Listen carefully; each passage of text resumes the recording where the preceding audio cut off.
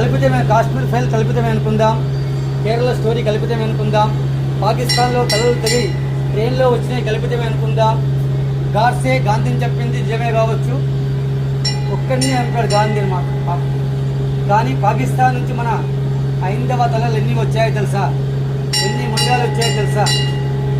ట్రైన్లో దేశం విడిపోయినప్పుడు అత్యధికంగా చంపబడ్డ వాళ్ళు కూడా ఇప్పుడు కూడా చంపబడుతున్న వాళ్ళు హిందువులే. తెలుగు మీడియాకి విజ్ఞప్తి చేస్తున్నా, ఎవడో పచ్చళ్ళు అమ్మే వాళ్ళని ఫేమస్ చేస్తున్నారు, ఎవడో అఘోరి వేసుకొని పోతే దాన్ని వేసుకొని పోతే దాన్ని ఫేమస్ చేశారు. పశ్చిమ బెంగాల్లో హిందువులను ఊచకోతకు వస్తున్నారు, మీరు చూస్తున్నారు కదా. ఫేస్బుక్లో, వాట్సాప్లో, కొన్ని టీవీలో తెలుగు ఛానల్స్ మాత్రం చూపెట్టలేదు. అవునా కాదా? ఇకనైనా మనం అందరం ఏకమై ఉండాలా. ఎందుకంటే అటు బెంగాల్, ఇటు కేరళ, తమిళనాడు కొన్ని రాష్ట్రాల్లో విస్తరిస్తుపోతుంది. మనకు రిజర్వేషన్లు ప్రధానం కాదు నాన్న బేట, మన సాంప్రదాయం ప్రధానం, మన ఆచారమే ప్రధానం.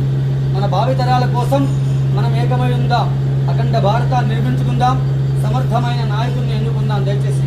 ఎందుకంటే మన శక్తి కోసం, మన భూభాగం కోసం. పాపం తండ్రిని కొడుకుని చంపేశారు, ఎంత దారుణం. వాళ్ళకి వక్ఫ్ బోర్డు అంటేనే తెలియదు నిజంగా చెప్పాలంటే. సవరణ మాత్రమే చేశారు. ఏ దేశంలో వక్ఫ్ బోర్డు లేదు అన్న, ఒక భారతదేశంలో అంటగట్టారు.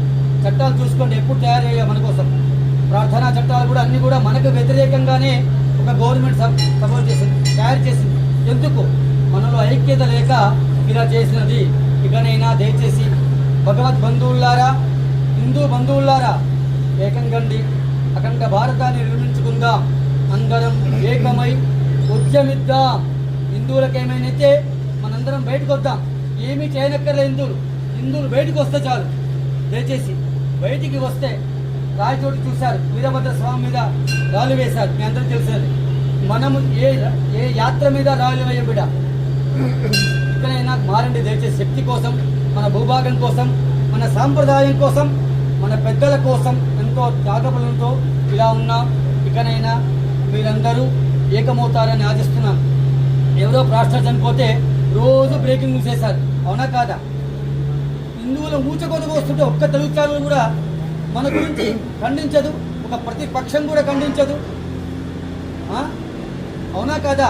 ఓవైసీ ఏమన్నాడు? పాలస్తీనా తగలబడుతుంది అన్నాడు ఇజ్రాయెల్ దాడుల్లో. ఎక్కడో మరి ఫస్ట్ టైం వెస్ట్ బెంగాల్లో బంగ్లాదేశ్లో ఎందుకు చనిపోతున్నారు కదా. మనము ఐక్యంగా ఉన్నంతసేపే మనకు బలం, మనందరం మెజార్టీగా ఉన్నంతసేపే బలం.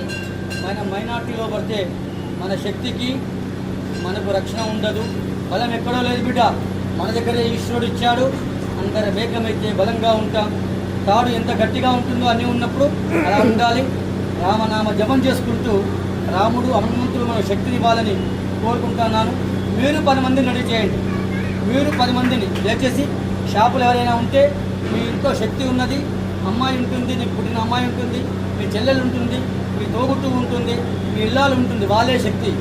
వాళ్ళకి నిమ్మకాయకు మంచిగా పసుపు కుంకుమ పెట్టి నీ షాపు కట్టించుకుంటే నీ వ్యాపారం దేదీప్యమానంగా ఉంటుంది.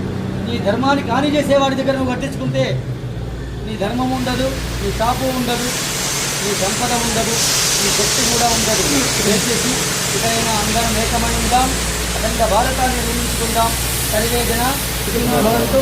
భారత్ మాతా కీ సనాతన ధర్మ కీ, భారత్ మాతా కీ సనాతన ధర్మ కీ, భారత్ మాతా కీ సనాతన ధర్మ కీ. సీతారామచంద్ర భగవాన్ కీ, సీతామాయి కీ, పవన సుత హనుమాన్ కీ.